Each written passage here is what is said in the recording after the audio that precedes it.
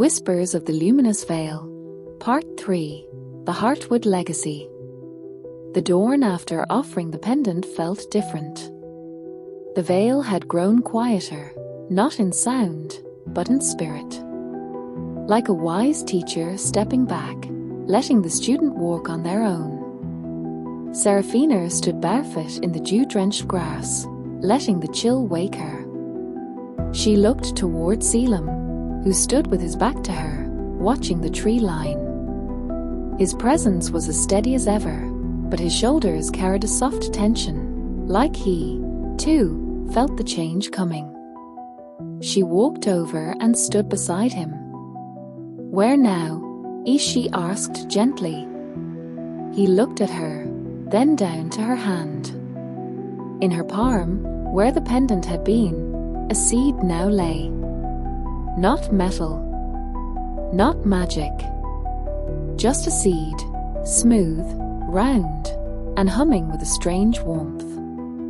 "Now," he said, voice low, "we go to Heartwood." They walked for days, the path winding through lands untouched by map or story. Fields of whispering grass that sang at dusk. Hills with bones of forgotten giants. Lakes that reflected stars even at midday. As they moved, the seed in Seraphina's hand grew warmer, like it was guiding them. At night, Selim told her stories of Heartwood, a hidden forest where all life begins and returns. A living memory of the world itself. "It's where the Vale plants what matters most," he said once by the fire, voice barely above a murmur. "And where people go when they're ready to become part of something greater." Seraphina held the seed to her heart. She wasn't sure what that meant, but she would find out. On the 7th day, just before dusk, they saw it. Heartwood. It wasn't a forest, not exactly. It was a being. Massive trees curved inward to form domes of gold and green. Roots wove across the land like sleeping animals. Light moved slowly through the air, bending around every leaf like the world itself breathed. The moment they stepped inside, Seraphina felt it. She wasn't walking into a place. She was walking into herself. A gentle wind wrapped around her fingers. Leaves fluttered and swirled, brushing her cheeks like small blessings. She heard laughter, children, elders, voices she didn't recognize but somehow missed. Her eyes brimmed with tears. "This," as she whispered, "feels like home." Selim smiled. "It is. It's everyone's, if they remember how to listen." They followed the glowing path of moss toward the center, where a great tree rose, wider than a house, taller than a mountain, its bark the color of dusk and dreams. Its trunk pulsed with a low thrum, not just life, but memory. Seraphina stepped closer and placed the seed into a hollow at its base. Nothing happened. Then, the entire forest sighed. Vines reached from the earth and gently wrapped around the seed, cradling it like a newborn. From that place, a glowing spiral of energy burst upward, circling the great tree, then flowing outward into the forest. And Seraphina remembered. A vision. But not from her past, from the forest itself. She saw women before her, dreamers, seekers, caretakers, who had come with gifts not of power, but of presence. She saw love, not grand or dramatic, but quiet. A hand held during loss. A song sung to a dying tree. A promise kept under moonlight. And finally, she saw herself, not as she was, but as she would become. Selim stepped beside her, eyes shining with something unspeakable. You were never here to find an artifact, he said quietly. You were always here to remember who you are. Seraphina turned to him. And then, like the forest itself, she opened. Her hand found his. I'm not afraid anymore, she said. Selim tilted his head. Of what? Of being soft, she said. Of being seen. Of staying. He didn't speak. But he didn't need to. He simply touched his forehead to hers, and the forest around them bloomed, 1,000 flowers bursting into being with no sound at all. Just color. Just joy. Just peace. That night, they lay beneath the great tree. No words. Just warmth. Seraphina traced the ridges of Selim's hand as sleep came slowly, like a tide. Before her eyes closed, the tree whispered one last truth into her heart. You are not the end of a story.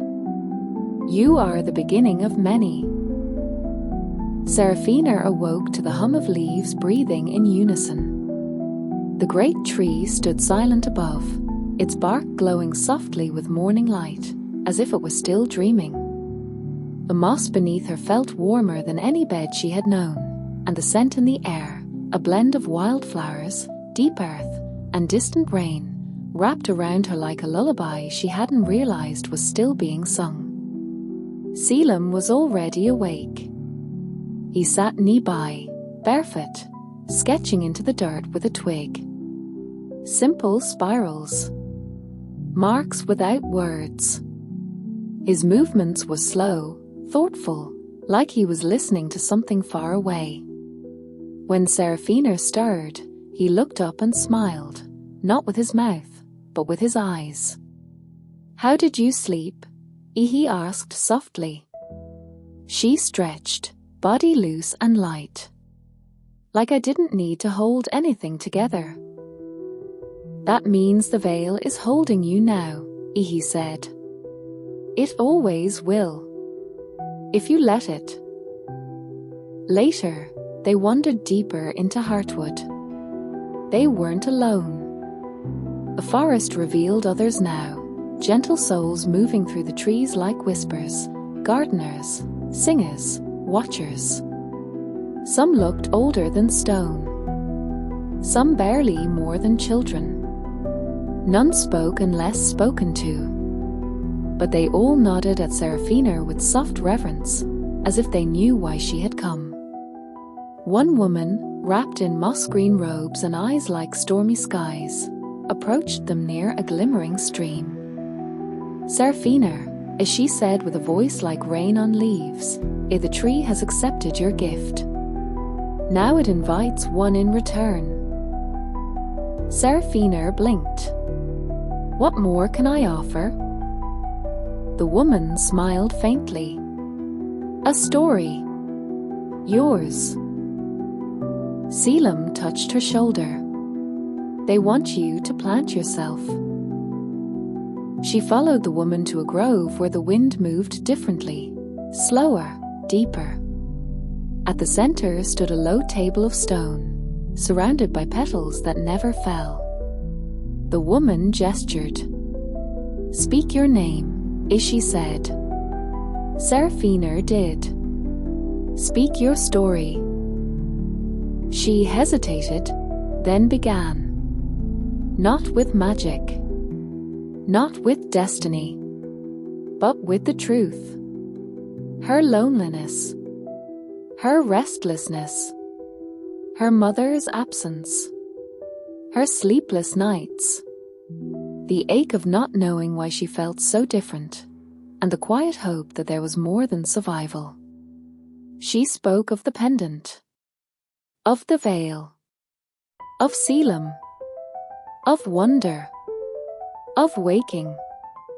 And when she was done, the petals lifted on an unseen breeze and drifted into the sky like glowing memories. The woman bowed. The tree will remember. and from the earth beneath the stone table, a sapling burst forth, delicate and shimmering, with leaves the color of dusk. Seraphina stepped closer. It was hers, grown not from power, but from truth. She felt something anchor inside her, not like roots pulling her down, but like wings remembering how to fold gently over a nest. Selim came to stand beside her, eyes wet. "You planted more than a seed," he said.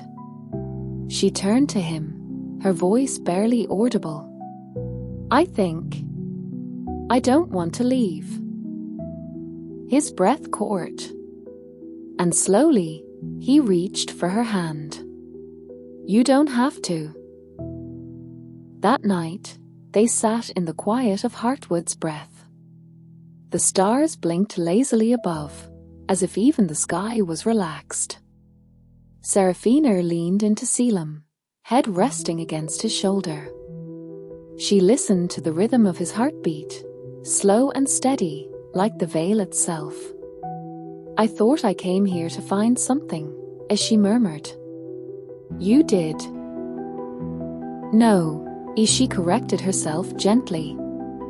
"I came here to be found." Selim's fingers intertwined with hers. "And you were." She turned her face to him, eyes soft, open. And then, finally, fully, she kissed him. Not with urgency, not with fear, but with trust, with calm, with the kind of love that grows in silence. NCE, in shared breath, in knowing glances that say "I see you" when words are too loud. The great tree lit gently above them, its light turning rose gold, as if it, too, had been waiting for this moment. Dove Hashi, let what has grown now rest. Let love not be thunder, but morning mist. Let it stay. The next morning, Illyra led her to a pool of still water. "Drink," she said. "But know this, once you do, your path becomes choice. No more signs. No more nudges. Only what your spirit whispers." Seraphina knelt. The water smelled like memories and lavender. She drank, and everything inside her shifted. Not violently, but like ice melting into river. Like dawn warming stone.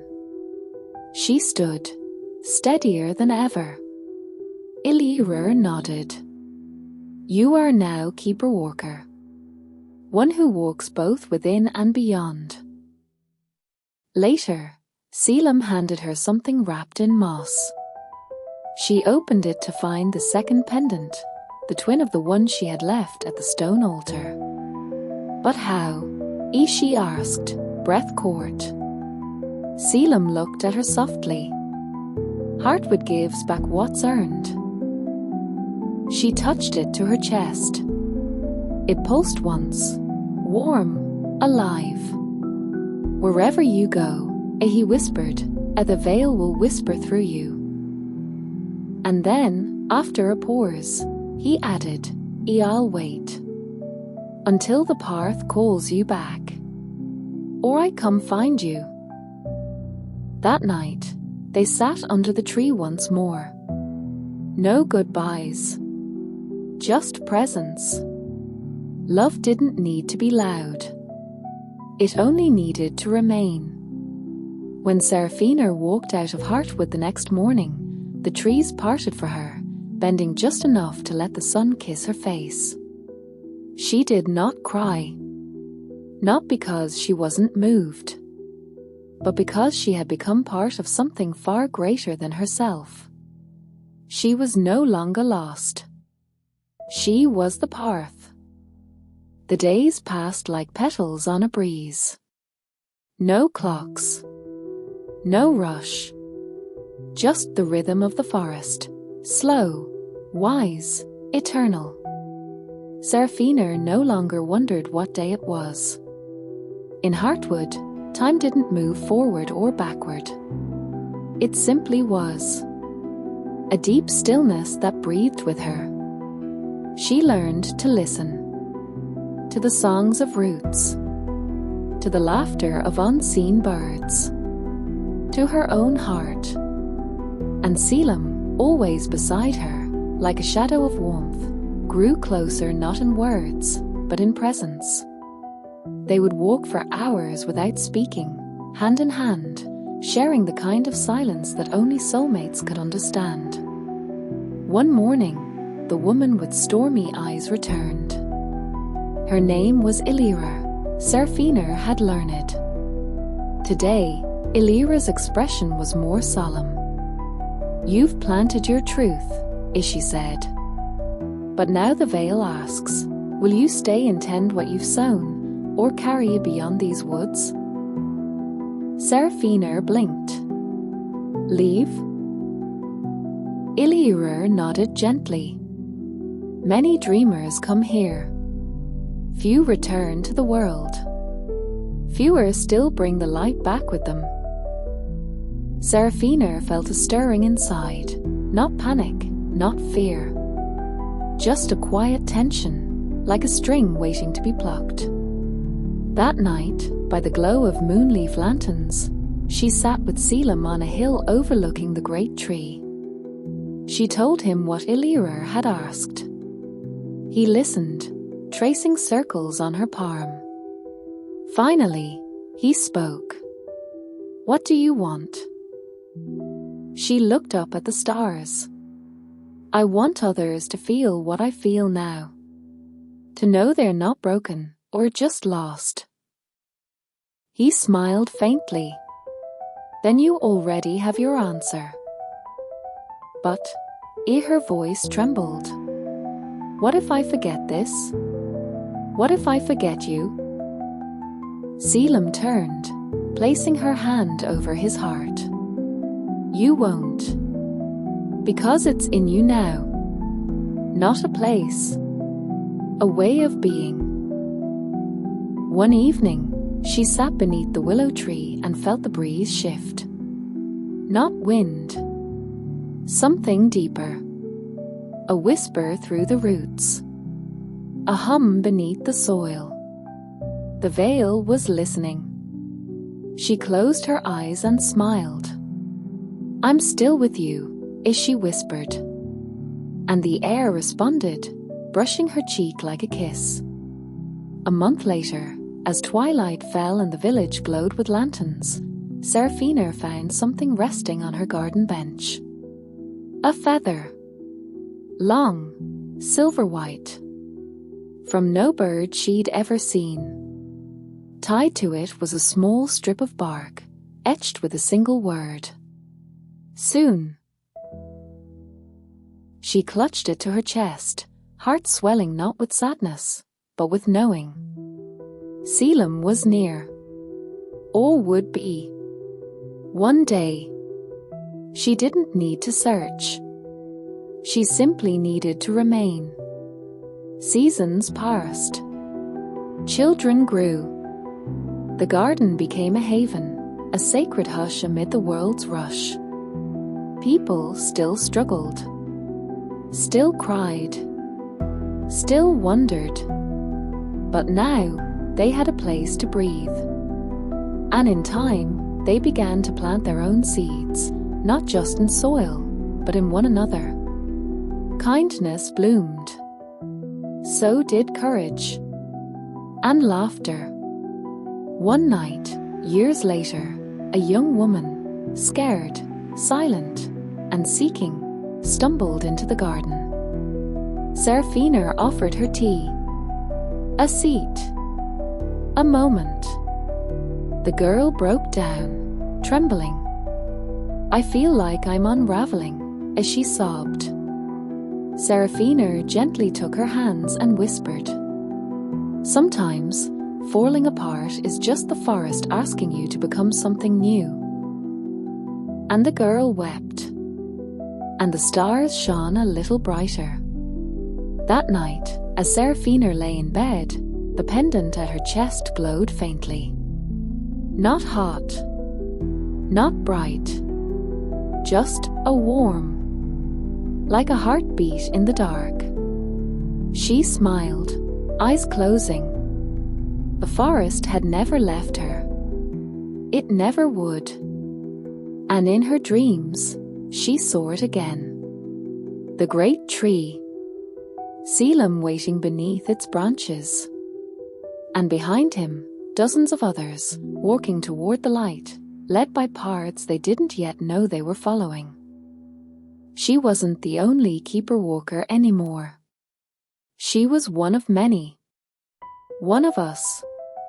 Dove-Hashi let her story become seed.